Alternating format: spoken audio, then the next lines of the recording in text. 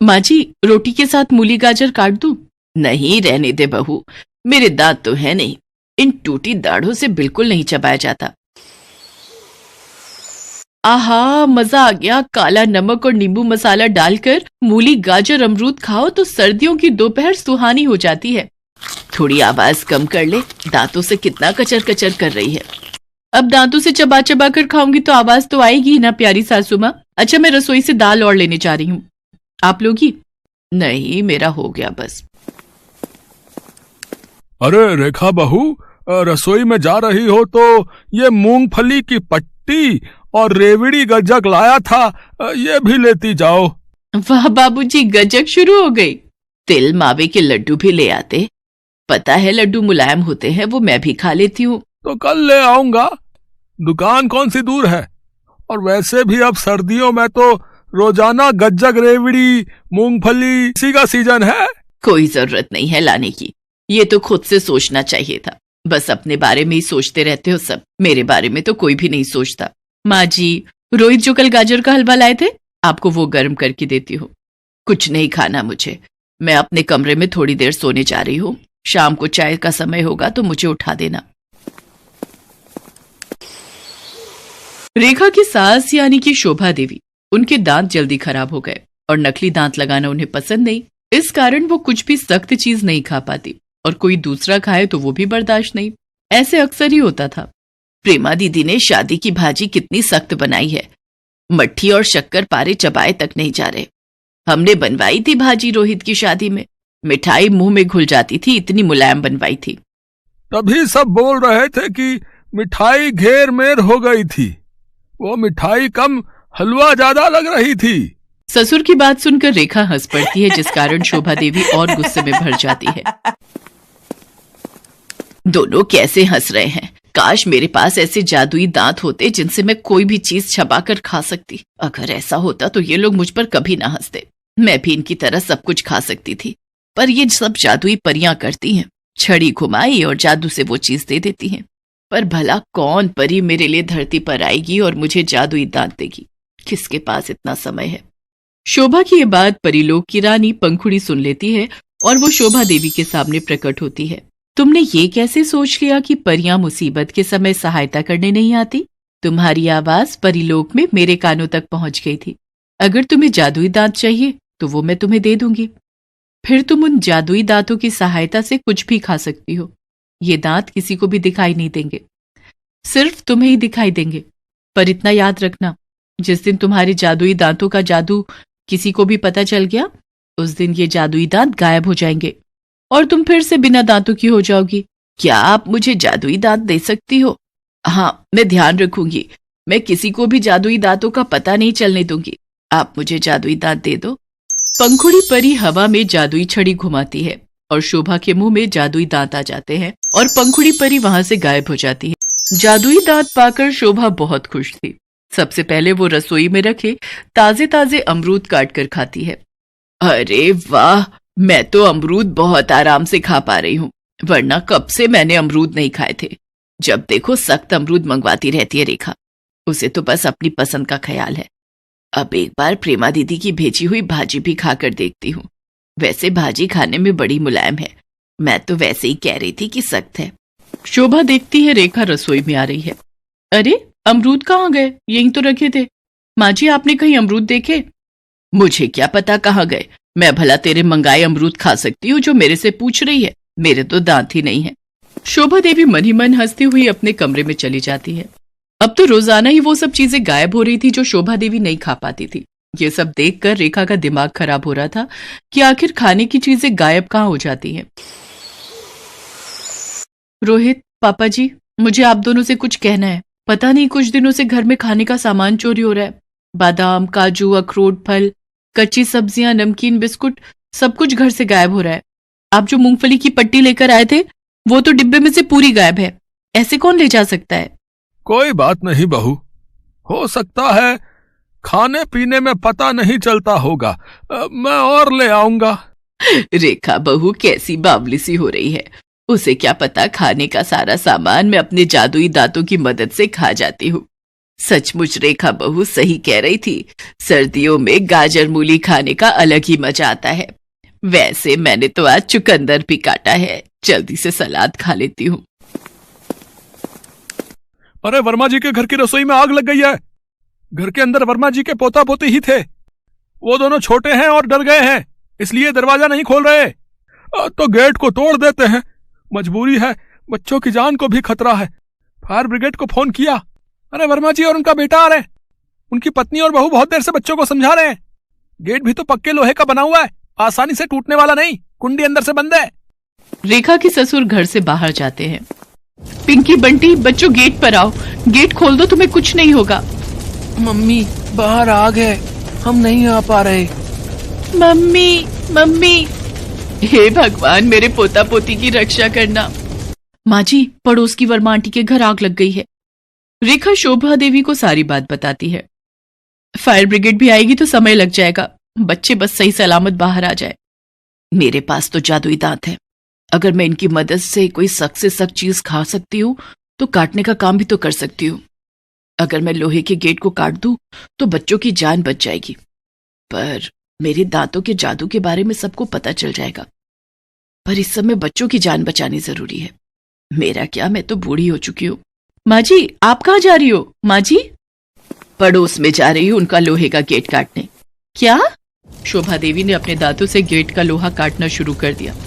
कुछ ही समय में शोभा देवी ने अपने दांतों से गेट को बीच में से काट दिया और गेट खुल गया। आंटी जी, आज आपने मेरे बच्चों की जान बचा ली, वरना आज के जमाने में ऐसे पड़ोसी कहाँ मिलते हैं जो अपनी जान पर खेलकर किसी पड़ोसी की जान बचाएं। कोई बात नहीं, तुम भी मेरी रेखा बहू जैसी हो।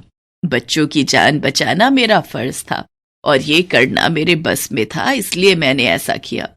माँ जी, आपके पास जादुई दांत है, तब भी मैं कहूँ घर से खाने की चीजें कहाँ जा रही हैं? बहू है नहीं थे, मतलब? शोभा देवी रेखा को सारी बात बताती है। माँ जी, आप बहुत अच्छे हो। अब से मैं वादा करती हूँ आपको कभी भी ये एहसास नहीं होगा कि आप कुछ खा नहीं सकते। शोभा के पास जादुई दांत तो नहीं थे, पर अपनों के प्यार ने उसे ये महसूस ही नहीं होने दिया। रेखा जब भी सलाद काटती तो सास के लिए कद्दूकस से कसकर बढ़िया सा बना कर देती। अब तो घर में अमरूद भी मुलायम आने लगे और गजक आती तो सबसे पहले मावे के लड्डू शोभा के हाथ में दिए जाते। ऐसे ही सबसे पहले शोभा की पसंद और नापसंद का ख्याल रखा जाता। इसीलिए कहते हैं, परिवार में आपसी समझ और प्यार से हर रिश्ता मजबूत बन जाता है।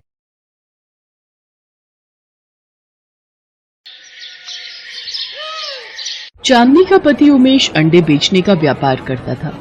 उसके पास काफी मुर्गियां थी जो ताजे और बढ़िया अंडे देती थी। उमेश की दुकान पर अंडे खरीदने वालों की भीड़ लगी रहती थी। उमेश की अंडों की दुकान के सामने ही शेखर की भी अंडों की दुकान थी, पर शेखर अंडे बाजार से खरीद कर बेचता था, इसलिए लोगों को उमेश की दुकान के ही अंडे पसंद आते थे। अरे उमेश भैया, तुम्हारी मुर्गियों के अंडे खाकर ही अब हमारा नाश्ता पूरा होता है। बहुत ही बढ़िया अंडे होते हैं। शुक्रिया भैया, ये लो आपके अंडे पैक कर दिए। तुम तो सारा दिन दुकान पर मक्खियां मारते रहते हो और ये उमेश कमा कमा कर बहुत आगे बढ़ गया है। ये लो, रोटी लाई थी, खा लो। मुझे कुछ करना ही होगा, इसकी दुकान पाली हुई मुर्गियों के कारण ही चल रही है। मुझे इन मुर्गियों के बारे में ही कुछ सोचना होगा। शेखर रात में मौका देखकर उमेश की पाली हुई सारी मुर्गियों को खुला छोड़ देता है। अगले दिन उमेश मुर्गियों को जब गायब देखता है, उसके होश उड़ जाते हैं। हे भगवान, मेरी मुर्गियां कहाँ गई? सारी मुर्गियां गायब हैं। माँ, चांदनी, जल्दी आओ, हम तो बर्बाद हो गए। हमारी सारी मुर्गियां न जाने कहाँ चली गईं।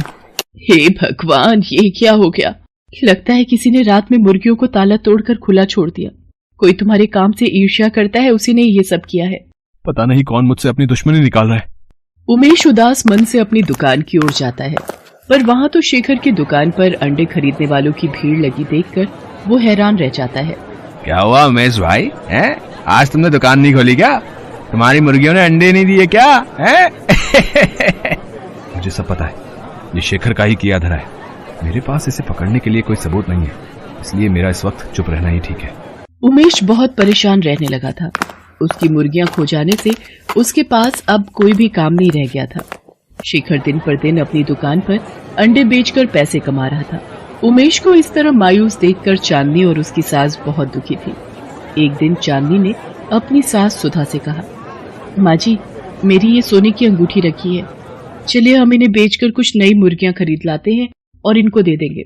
जब तक मुर्गियां नहीं होंगी तब तक काम शुरू नहीं हो सकता।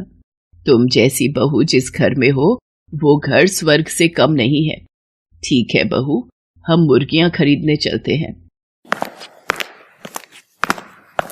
अरे माँ जी, आज तो बाजार ही नहीं लगा। पता किया है, अब 1 हफ्ते बाद ही बाजार लगेगा। अब क्या करें? अब 1 हफ्ते तक उमेश खाली कैसे बैठेगा? क्या करे माँ जी, अब 1 हफ्ते का इंतजार तो करना ही पड़ेगा।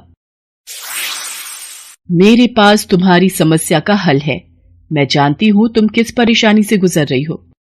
आप कौन है और आपको कैसे पता कि हमारी परेशानी क्या है? मैं एक जादूगरनी हूं और मैं दुखी लोगों की सहायता करती हूं। अच्छा, तो फिर आप हमें हमारी परेशानी का हल बता दीजिए जादूगरनी जी।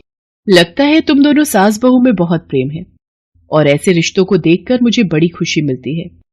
मैं जानती हूं तुम यहां मुर्गियां खरीदने आई थी और बाजार बंद देखकर यहां से वापस लौट रही थी। मैं तुम्हें ऐसे बीज दूंगी जिसकी सहायता से तुम अंडे की खेती कर सकती हो और उसके लिए तुम्हें मुर्गियों की भी जरूरत नहीं पड़ेगी। क्या? अंडे की खेती? पर वो कैसे हो सकती है? ऐसे कौन से बीज हैं जिनसे अंडे पैदा हो सकते हैं? ये रहे वो बीज। इन्हें अपने घर के आंगन में डाल देना और फिर ये बीज अपना जादू दिखाना शुरू कर देंगे। पर ध्यान रहे, एक दिन में 5 बीज ही तुम्हें जमीन पर डालने हैं, वरना अनर्थ हो जाएगा। आप चिंता मत करो, हम इस बात का ध्यान रखेंगे। घर जाकर चांदनी और उसकी सास सारी बात उमेश को बताती हैं और जादूगरनी के दिए बीजों को अपने घर के बाहर बने आंगन की मिट्टी में डाल देती हैं। माँ, चांदनी, तुमने कभी सुना है कि अंडों की भी खेती हो सकती है? तुमने उस जादूगरनी पर कैसे विश्वास कर लिया? इन बीजों में कितना जादू है, अब ये तो कल ही पता चलेगा। अगले दिन उमेश जब सोकर उठता है तो वो हैरान रह जाता है। ये तो सचमुच हमारे घर के आंगन में अंडों की खेती हो गई है। पेड़ों पर अंडे उगाए हैं। मैंने तुम्हें कहा था ना कि ये बहुत चमत्कारी बीज हैं। रोजाना के 5 बीज डालने से अगले दिन 500 अंडे उगाएंगे। हाँ, ये तो सचमुच जादू हो गया। अब हम घर के आंगन में ही अंडों की खेती कर सकते हैं। उमेश बेटा, अब तुम्हें घबराने की कोई जरूरत नहीं है। हमारे घर के आंगन में अंडों की खेती होगी और फिर तुम उन अंडों को अपनी दुकान पर बेच दिया करना। ऐसे तुम्हारा काम फिर से चल पड़ेगा। तुम सही कह रही हो माँ, अब मैं फिर से अपनी दुकान पर अंडे बेच सकता हूँ और ये सब आप दोनों के कारण ही संभव हो पाया है। चांदनी और उसकी सास रोजाना घर के आंगन में बीज डाल देती और अगले दिन 500 अंडे घर के आंगन में उगाते। धीरे धीरे फिर से उमेश का काम चल पड़ा। अब तो उमेश अपनी दुकान के अलावा बाहर की दुकानों पर भी अंडे की सप्लाई करने लगा। उमेश का काम फिर से अच्छा चलते देख शेखर ईर्ष्या से भर गया। जब उसे सच्चाई पता चली तो वो अपनी पत्नी से बोला, तुम्हें किसी भी तरह उमेश के घर जाना है और वो जादुई बीज चुरा कर लाने, समझी ना, ताकि हम उन जादुई बीजों से अंडे की खेती कर सकें। तुम चिंता मत करो, मैं चाय पीने के बहाने जाऊंगी और मुट्ठी भरकर बीज चुरा लाऊंगी, फिर तुम भी रोजाना अंडे की खेती करना। शेखर की पत्नी बहाने से चांदनी और उसकी सास के पास जाती है और बातों ही बातों में बीज चुराकर घर लौट आती है। ये देखो, मैं कितने सारे बीज चुरा लाई हूँ। तुम एक काम क्यों नहीं करते? तुम मुट्ठी भर के बीज आंगन में डाल दो।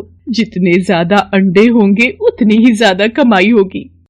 शेखर अपनी पत्नी के कहने पर एक नहीं बल्कि 2 मुट्ठी भरकर बीज आंगन में फैला देता है और जादूगरनी के कहे अनुसार अगले दिन जब शेखर और उसकी पत्नी सोकर उठते हैं वो घबरा जाते हैं।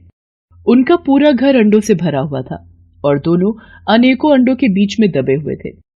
तभी अचानक शेखर की दुकान का नौकर ये सब देख लेता है। अरे कोई जल्दी से जाओ और उमेश को बुलाकर लाओ। ये सब कैसे हो गया? माँ, चांदनी, ये दोनों तो इन अंडों के ढेर के नीचे दबकर मर जाएंगे, इनकी मदद करो। तभी वहां जादूगरनी आ जाती है। तुम दोनों सास बहू को शायद पता नहीं, शेखर की पत्नी ने तुम्हारे घर से बीज चुराए थे, पर ये दोनों नहीं जानते कि लालच का फल बुरा होता है। इन दोनों ने चोरी की है, इसकी सजा मैं इन्हें जरूर दूंगी। नहीं नहीं जादूगरनी जी, इन दोनों को माफ कर दीजिए, हमें इनसे कोई बैर नहीं। ये हमारे पड़ोसी हैं, इसलिए हम इनका बुरा होते नहीं देख सकते। हाँ जादूगरनी जी, इन दोनों को छोड़ दीजिए। उमेश, मुझे माफ कर दे। मैंने ही तेरी सारी मुर्गियां छोड़ दी थी ताकि तू बर्बाद हो जाए, पर आज तुम सब हमारी जान बचाने के लिए खड़े हो। आज तो मैं तुम दोनों को छोड़ रही हूँ, लेकिन अगर दोबारा तुमने जीवन में लालच किया या किसी को नुकसान पहुंचाने की कोशिश की तो मैं तुम दोनों को बिल्ली बना दूंगी और अपने पास कैद करके रखूंगी। शेखर को अपनी भूल का पछतावा होता है। वो सबसे माफी मांगता है और दोबारा ईर्ष्या न करने की कसम खाता है। उस दिन के बाद से चांदनी और उसकी सास दोनों अंडे की खेती करने लगी और उमेश उन अंडों को बाजार में बेचकर अच्छे पैसे कमाने लगा।